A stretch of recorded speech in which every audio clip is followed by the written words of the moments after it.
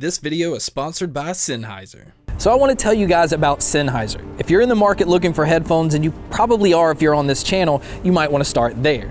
They have everything from in-ear headphones all the way to high-end studio headphones. And in fact, they even have my personal favorite, the Sennheiser 4.40 BT, which competes with models 2 to 3 times as much.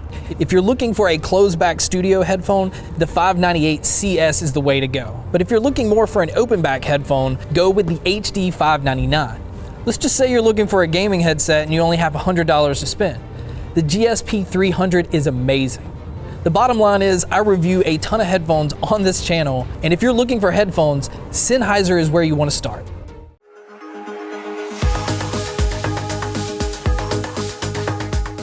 Alright guys, so welcome back to a brand new video.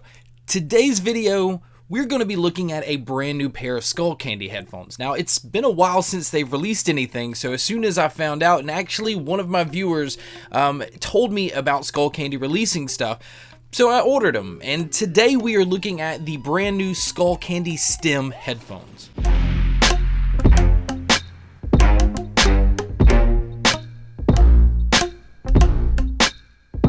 Alright, so before we start with anything, just looking at the box, you can tell it's just an on-ear headphone. It's kind of similar to the Uproar. In fact, these retail for $29.99, which again, Skullcandy really every now and then offers a value headphone that is pretty damn impressive. So normally we go over accessories, but to be honest, you open the box and all you get are the headphones. There's no accessories, there's no case, the cable is non-detachable. There's really nothing you need other than the headphones themselves. So with saying that, we're just gonna go right into the headphones. Now, as you can see, they're very simple. They're offered in a ton of different colors, but obviously I went with blue. There's no padding on the headband, it's just plastic. Inside there are 40mm drivers.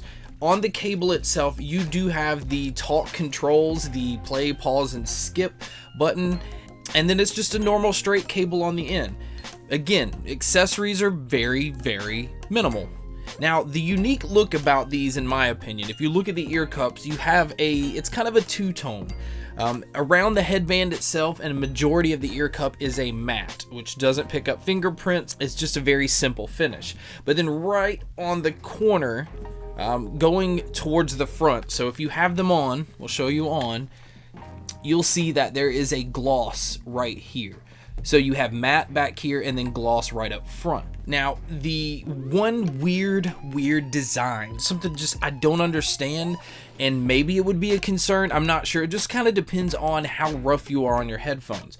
On the inside, which is where you can see that your left and right are marked, you'll see that there is this cable. It's just a flat cable that kind of goes from one side all the way to the other. Now, that's not abnormal because it runs on the inside and it's flush. It doesn't stick out.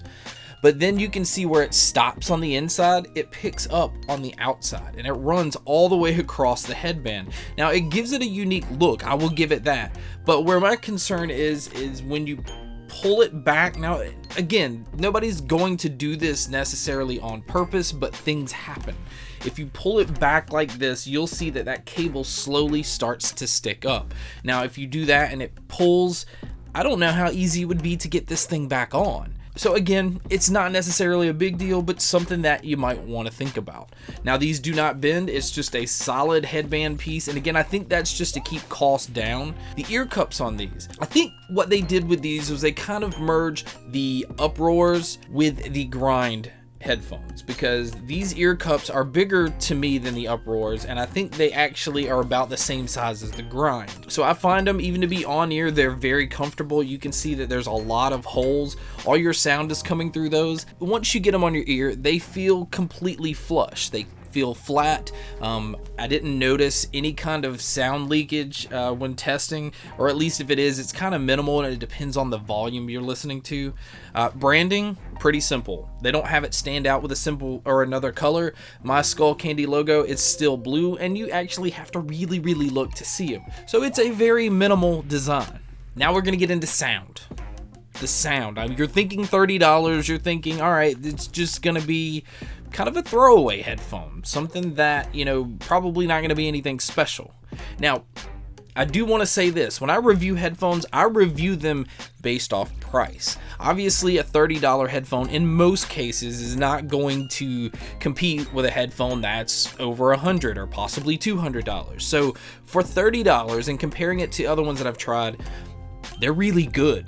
Like really good, especially if you like bass. Now that shouldn't be a surprise. Skullcandy usually doesn't lack in the bass department, and again, that's the case in these. These are extremely punchy. Even bass at times can feel somewhat bloated, but some people like that. It's almost, I don't want to say the effect of like the Crushers where it's a vibration feel, but it gives you more than enough bass. So again, right there, your concern would be, okay, well, I'm getting bass. What about the rest of the sound? What about the mids? What about the highs? Am I going to be paying for having this bass and lacking in the other? Well, no, you don't. I mean, honestly, bass is so good. Mids, I think, mids definitely take a back seat in these. I felt like vocals were a little behind bass. I don't want to say veiled and muddied. It's not muddy. It's definitely warm. There's a warm sound signature in these. But treble is really bright, and I was surprised.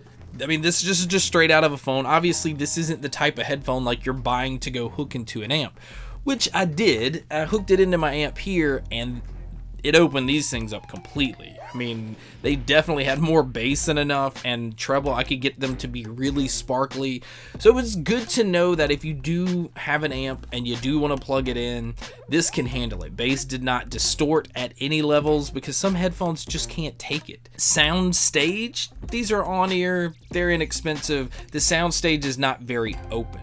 It's not to say that it's really just like closed veiled right in front of you. It still sounds really, really good. It's just not going to sound like instruments and the band are more separated around you. So it's really simple. For $30, you're paying for an inexpensive headphone that you can throw in a bag, go work out. These are great for running. They don't fall off. There's a pretty good clamp on them, and you just don't have to worry about anything. And your music could be exciting. I mean, really, punchy bass, really good treble.